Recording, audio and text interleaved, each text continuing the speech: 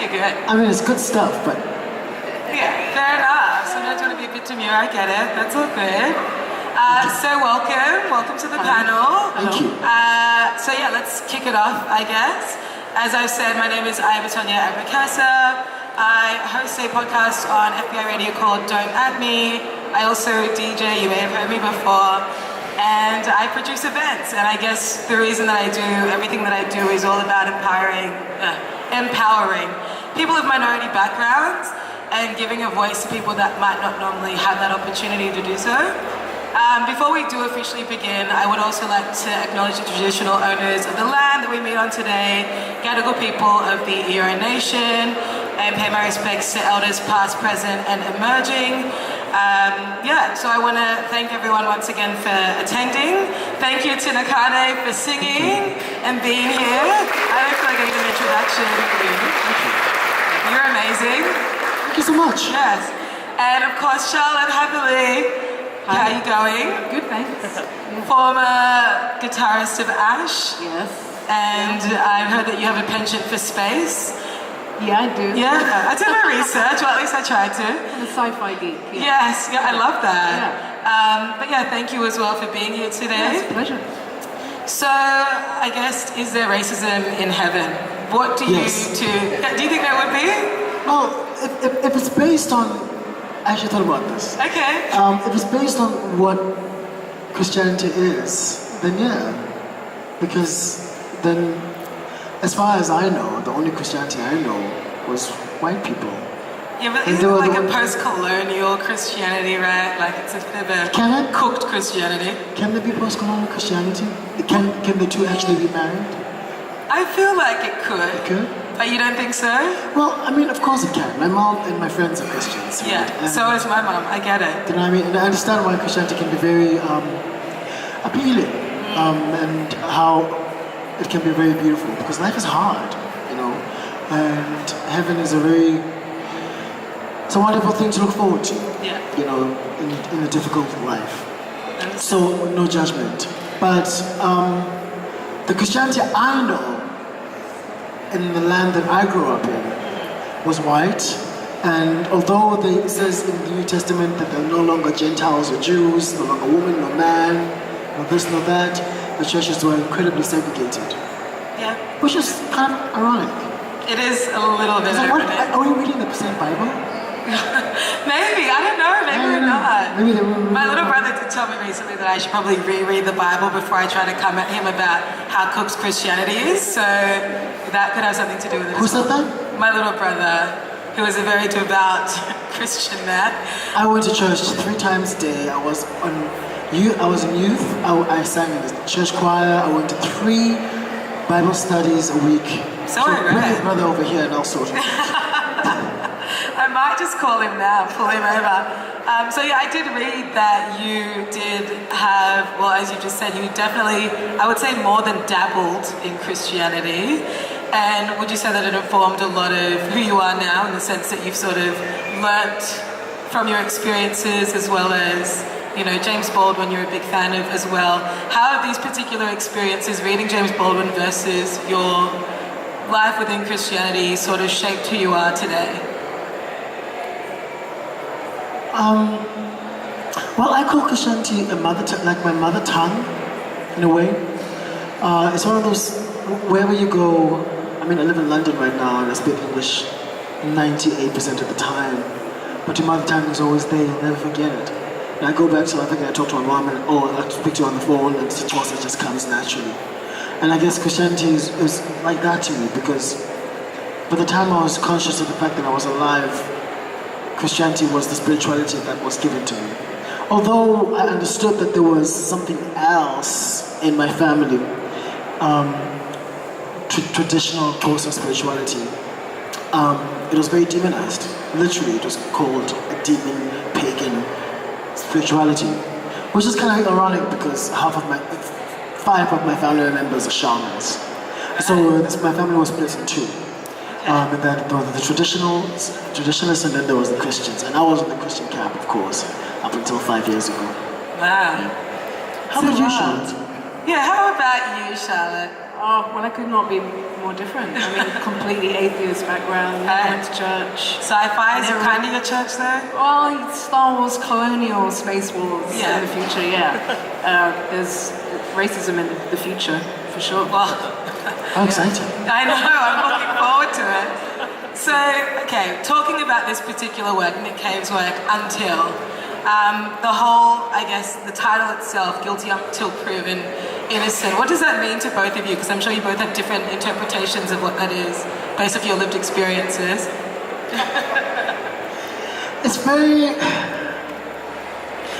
There are certain things in life that are black and white, and there are very few of those things that are black and white, because life is very grey, life is very murky, right? But there are certain things that are black and white. Murder is black, like, you can't go around, there's no grey area around that, you know? It's like, R. Kelly there's a black and white, you know what he's done, and that there's no defending that, right? So, but on the other hand, you know, human beings are fallible, right? And incredibly imperfect. And I think sometimes in this day and age we forget that we're all humans and we're all trying our best, you know. And although we may fuck up, sometimes it's good to have empathy and try to put yourself in someone else's shoes. I like that. Charlotte? Yeah, I mean, we live in a very judgmental time at the moment, especially on social media. People are very quick to judge, and I think you're right, there's no black and white, there are grey areas, and we reduce things to a certain amount of characters, and there's no nuances. People are very quick to judge, I think, and we can all be a little bit more understanding and patient. And forgiving of people who make mistakes, there's second chances. So you're obviously not into call-out culture and cancelling people? I am into call-out culture, I'm not into cancelling people. Okay. I mean, again, nuance. I think call-out culture is really important, right? Because I think a lot of people like us wouldn't be here doing what we're doing if call-out culture didn't exist. Let's not forget that protest is call-out culture, right? It's people going, no, I'm not going to stand for shit anymore. I'm a human being just like you. Treat me as a human being, right? That's like base, and that's call-out culture. It's just that now, of course, it's reduced to 140 characters. So it's quick, it's fast. Sometimes people don't think. Whereas before, I mean, books were being written, and books are being written, of course, right? But it seems like everyone has. I'm not saying this in the right way. It seems like, you know, the thing that we hate about Donald Trump is the thing that we're doing as well. Is that like the first thought that comes to mind and we just type. Do you know what I mean? Before actually thinking about what we're saying and thinking about context. Cancelling, I think that people do deserve second chances, but I do think that repeat offenders must be fucking cancelled. Kanye West is Does cancelled. everyone agree? Clap if you agree. Like there are two people in my life that I've completely, three people. Kanye West is cancelled, and he was one of my favorite artists. Like, like a genius, cancelled, deleted everything.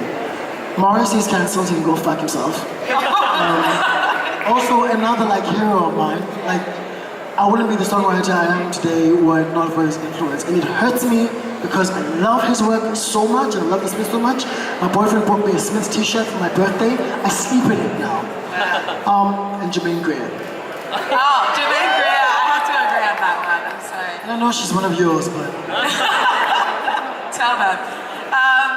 So I guess in reference to Nick's work though, I guess when I'm thinking about Until and Guilty Until Proven Innocent, I think about being a person of color, living in this world and trying to navigate this space and walking down the street and having, you know, like walking behind a white person, for example, and them turning around because they think you're going to steal their shit, or going to a shop and being followed around because people have made assumptions about you based off the color of your skin.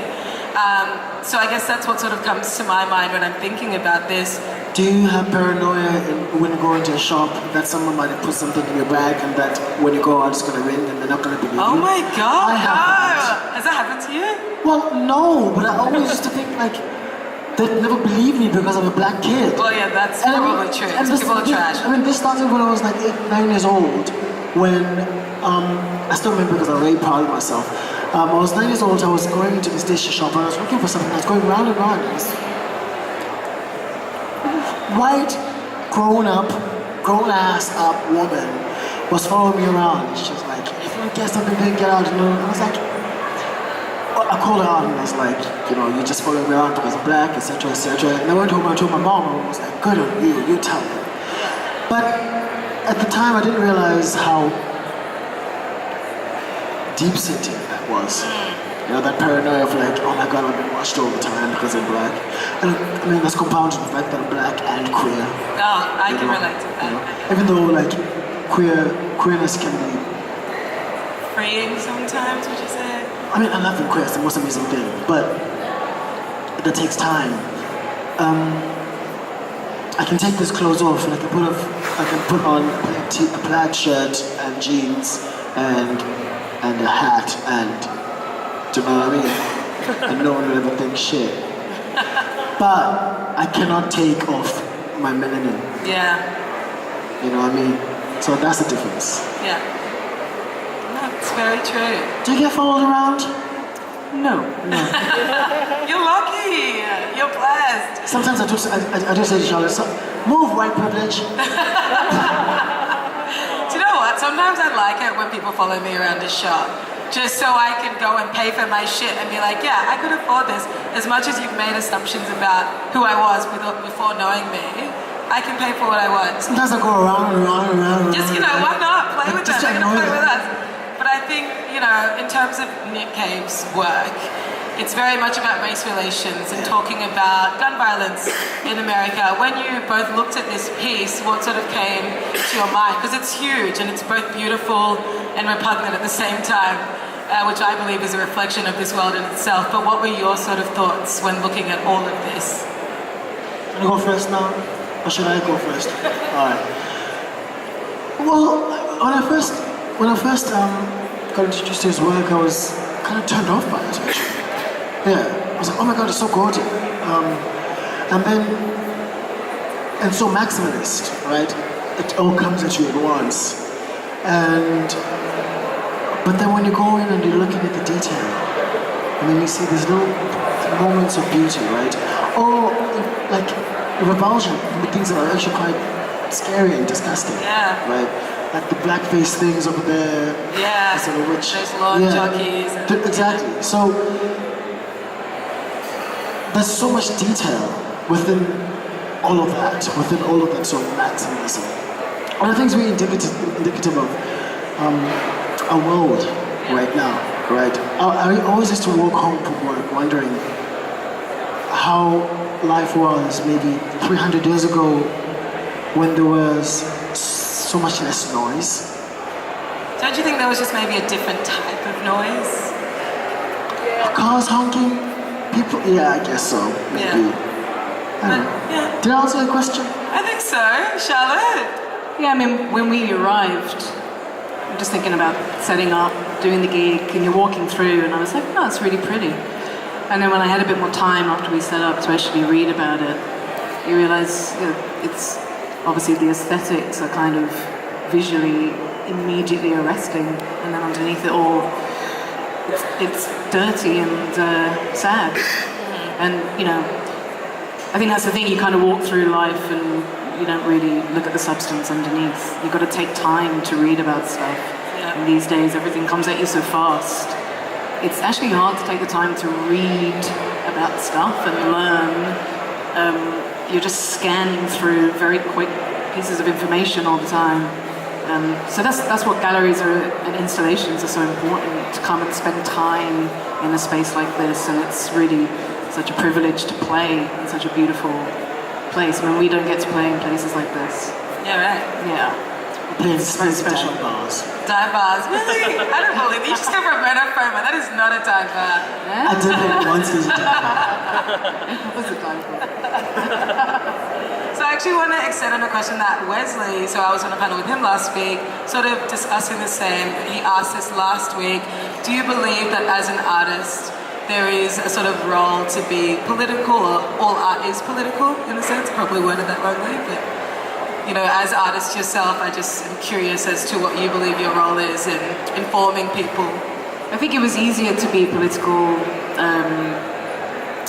Like even when I was growing up in the 90s, you have magazines like Smash Hits, which I don't know if it was a thing in Australia. I feel like it was Smash Hits. We got Smash Hits here, right? Yeah, it was like Pop Bible. And pop stars, I mean, alongside the completely ridiculous questions, pop stars had opinions, and they were political, and they were funny, and when they didn't have a sense of humor, they were called out for it. And I think now, referring back to call-out culture, I think pop stars are too afraid to have an opinion because immediately there's this huge blowback, and it can actually derail people's careers, and people are too scared to have an opinion these days. And I think it's a real shame because that's what amazing pop music is a mixture of stupidness, fun, and politics and an opinion.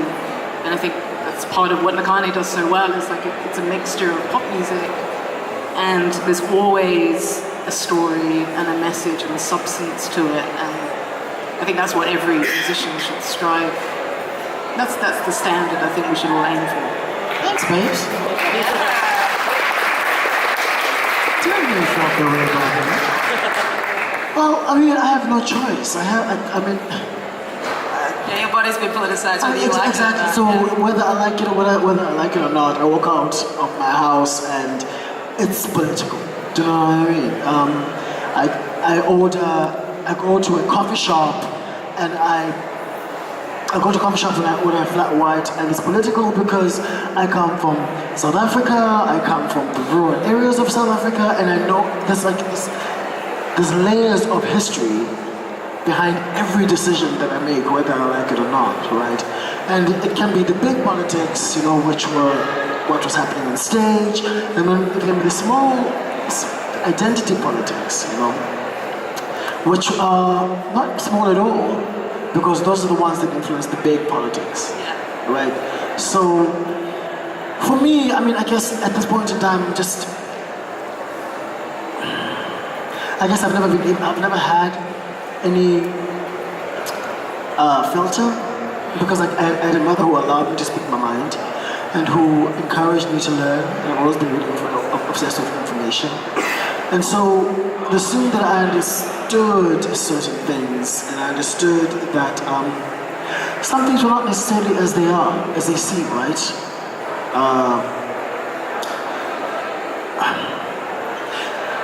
When I was 14 years old, we went to England to play at the Notting Hill Carnival, and our teacher was a white woman, a music teacher.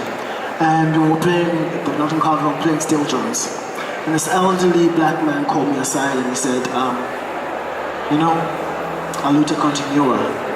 And I said, yeah, Aluta continua, 14-year-old. I'm like, Aluta continua, can I go and have my water? And he goes, it's great that you have a white teacher, but Aluta continua. Okay. The struggle continues. Okay. Right? And it went right over my head at the time. And it stayed with me up until I went to varsity and I started reading Frantz Fanon, Steve Biko, etc., etc. And I remember thinking about things a lot differently. Thinking about, the relationship between I had with the white teacher, being the only black guy, maybe playing trombone, being the token black guy, how we're positioned in photographs. Do you know what I mean? To look like we were, do you know what I mean? And how we're all called kids from previously impoverished. I was like, I'm not previously impoverished, I'm middle class. Do you know what I mean? So everything from a young age, as a person of color or as a queer person, is politicized. You have no choice. No, I totally agree. Since I get it, I feel you. Since I was a kid, my mom always said to me, because you're black, you're going to be treated differently. And, you're going to have to work twice as hard to achieve the things you want to achieve. Yeah. And so I completely can relate to this. And I'm sorry, I'm really sweaty right now. These lights are killing me. The lights are on you, sorry, but it's going to look great in photographs. You think so? Some Rembrandt I'll lighting take happening this, all right. there. Whoever's got the Great. camera, pull Great it out. shadows. So your album, You Will Not Die, is being re-released worldwide on the 22nd of February. I love it because I feel that like your album could be sort of the soundscape to a journey of self-acceptance and sort of understanding yourself. What would you say were the inspirations behind that entire album, other than your upbringing, which I know religion was a big part of that? Well, I always said that I would never write about my family. I always said that I'll always write about myself. 90% of my friends are photographers, and I don't have any musician friends because, no. Stay away from musicians. Ends up being competitive, and then you get the gig, and I get jealous, and then I get the gig, and then you get, too messy. So, with photography, when there's always a subject, Susan Sontag writes about this, about the fact that photography is not pure in any way, that there's always someone bemused. I'm paraphrasing. And so I was always really wary of that, about the fact of using other people's lives. First of all, because they're not there to defend themselves, maybe when I'm singing the songs or when I'm doing interviews. Yeah. And so I always thought that I'll just use myself. I'll destroy me. I have only myself to answer for. But for this album, are you okay, the girl? I'm actually getting over pneumonia at the moment, so that means that I'm it's not catching, come on now. I don't know. I didn't do biology at school. So it just means that my antibiotics are not treating me well right now. But look, we're gonna make it. It's all... Where was I? I'm here, I wanted to do this, you continue. You're not listening. Susan Sontag. Oh, yeah. And so, but with this album, I knew that I was going to turn 30, and I wanted to close off my 20s on a somewhat not bitter note, because with your family and shit. So I made amends with a lot of people that I fought with in my 20s. Including some family members as well. Yeah, including my mom. I was like, remember when I was 19 on the 16th of August? And she's like, I don't. No, well, I do. Wasn't it funny the things people remember versus what you might remember? Yeah. There's a saying in Xhosa, the direct translation is, the doer forgets, the one who's done to never forgets. Yeah. Do you know what I mean? So I knew that I wanted to close it off on a good note, but then I also wanted to write about me living Christianity and the fact that I was suddenly free.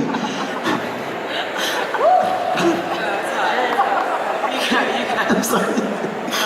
And sorry, can someone bring me something to fan myself with, or a towel, please? Yeah. Thank you. Oh, there we go.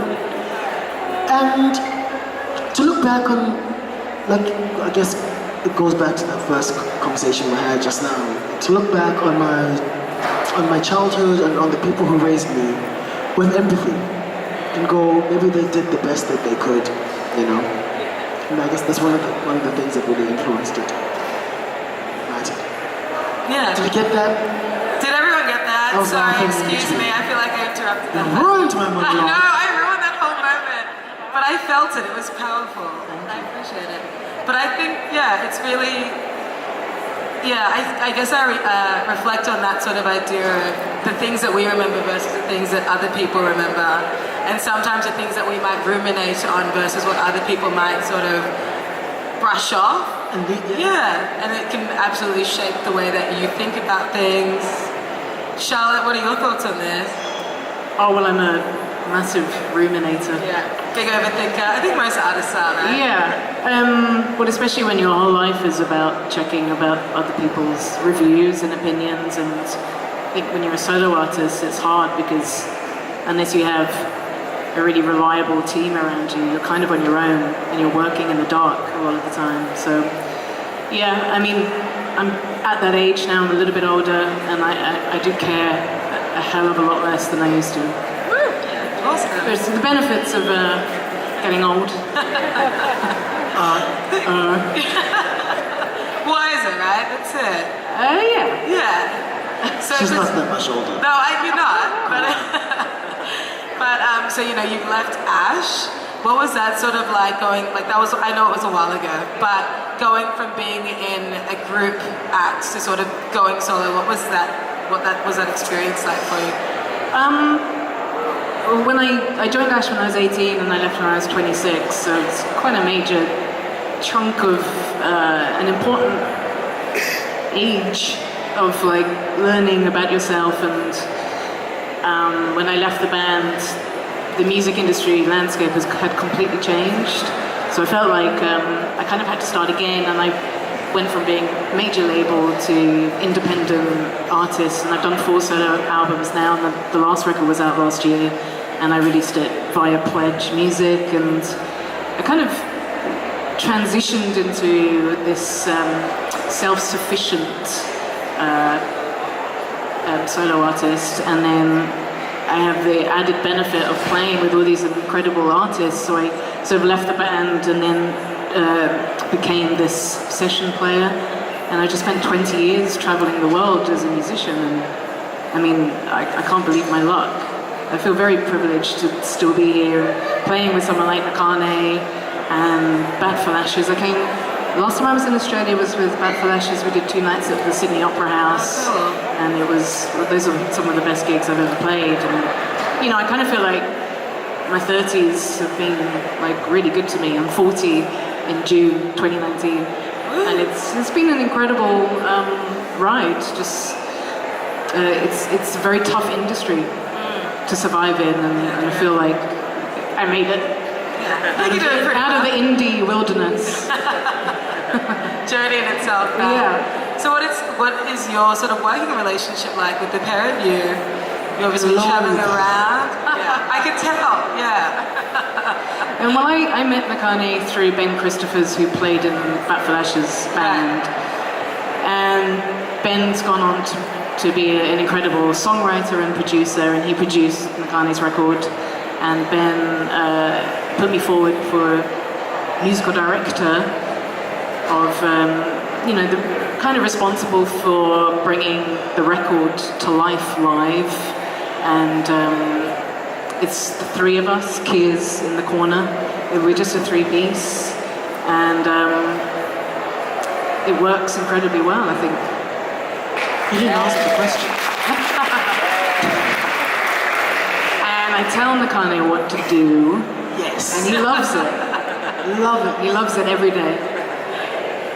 It's, I've learned so much from Charlotte. I mean, I was a baby when I started.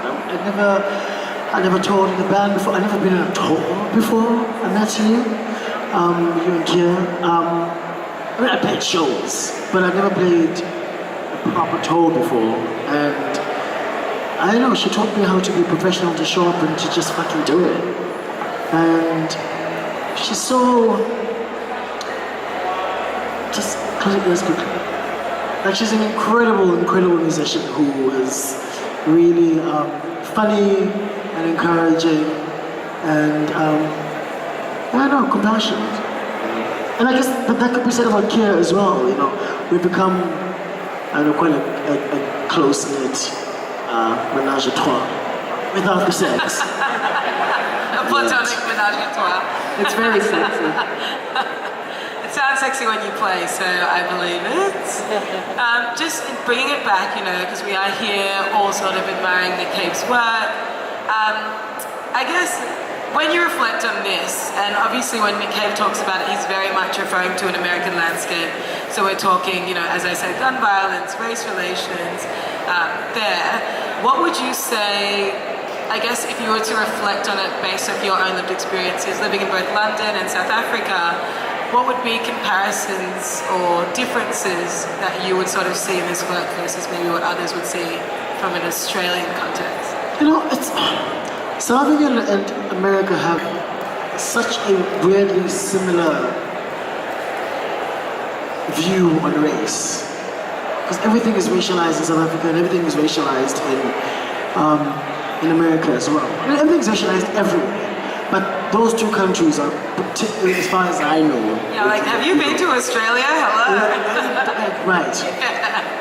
But South Africa and America always had this artists maybe to get in touch with the source, go back to motherland. And whereas South African artists didn't want to get in touch with motherland, they wanted this aspiration to be American, right? So there was always this exchange between the two, which is not always healthy. So for a South African, it's not that much of a leap. I mean, we have a terrible gun violence in South Africa as well, because guns are everywhere in South Africa. So I really, really do see it as someone who, I guess, goes through similar things that Nick Cave could have gone through, Whereas London pretends that there's no race problem. Nah. Like, no, it's class. Yeah, I've Because heard class that. is not race. Charlotte, what are your thoughts? I mean, I'm from London. I've always lived in London, which is an incredibly multicultural city. However, we are going through the disaster of Brexit at the moment. Oh, that must be fun. Yeah, it's great. It's actually really, I've been here for a month. I have family in Sydney, and it's been so wonderful to be away from it. Because it's like a daily barrage of very depressing information. So I think in England it's, or the UK, it's a lot more hidden, but there is racism and fear of the unknown and a desire to go back to this sort of wartime mentality, which is interesting. Which will never come back, and I think we just need to accept that the world is changing and will change, and for many, many reasons, and one of them being climate change, which is going to completely erase borders beyond our control. So, I kind of see Brexit as a massive step backwards, and it was in tandem with Donald Trump, and so, there are sort of similarities around the world of this sort of the reaction against immigration and fear of difference. People are becoming more conservative, but I'm quite hopeful that it's a big step backwards and we'll make a big step forwards. Yeah. I wonder if people are actually becoming more conservative, or if they just feel like now they can say what they wanted to say before, that they couldn't say those things, but now they see that the leaders are becoming more vocal, and now they're like, fuck yeah, finally, if Donald Trump can say it, I can say what I've been feeling all along. I feel like that's the vibe. Do you know what I mean? Yeah. It's like, I was watching this scene from Angels in America today, and there's this scene about tolerance, and that's the word I really, really hate. I hate the word tolerance, because I always say that you tolerate a rash, and I'm not a rash, alright? I love that. You know what I mean? Like, I prefer acceptance, but tolerance, no. But he's, in the scene, talks about the fact that underneath the tolerance is the seething hate, that's ready to just, I guess, guys are up at any moment that people have the opportunity to do so. And it's interesting for me since the Brexit thing, where people are like, things have become so racist. I'm like, what the fuck? Are you glad? Things have become racist? Do you not know your history? Do you know that you ruined the entire world, England? At one point, you literally owned a third of the world, but yeah, things have just become racist like, now. things have become so difficult. Like a company, they want to come in and take our stuff. Wait, hold on. So you could go around and take everyone else's stuff, but you don't want anyone else to come back. You know what I mean? It's doesn't make sense. ignorance of the entire history. And I'm gonna say one final thing. My boyfriend is English, which is very complicated. Because sometimes I can get drunk and be like, ah! But he lives like, do you know what I mean? You know what I mean, girl? There are times I'm like, your people. And he says, I know. But he lived in South Africa for 10 years, so he has a sort of understanding, I guess, of the context. But it was interesting to me how, it is northern, right? Oh, okay. Yeah. And But that's not a bad thing, I was just saying, well, someone in his family voted to leave. And it's so interesting going into these spaces as a very, and the family know who I am and they know what I stand for, you know what I mean, because I don't hide anything. And they walk into this house and someone is reading the Daily Mail. And I always wonder, what they think of you. Like, I wonder, like, what do they make of this person, do you know what I mean? Yeah. So I've always been a little wary of it. But now I forgot my point, so go on. Well, we actually have to end it because we reached the time. But thank you so much to both of you for taking the time. Thank you. Dealing with my sweaty mess, and it's been amazing. Thank you. It's been amazing because thank you everyone. Yeah, always came along. Enjoy the rest of your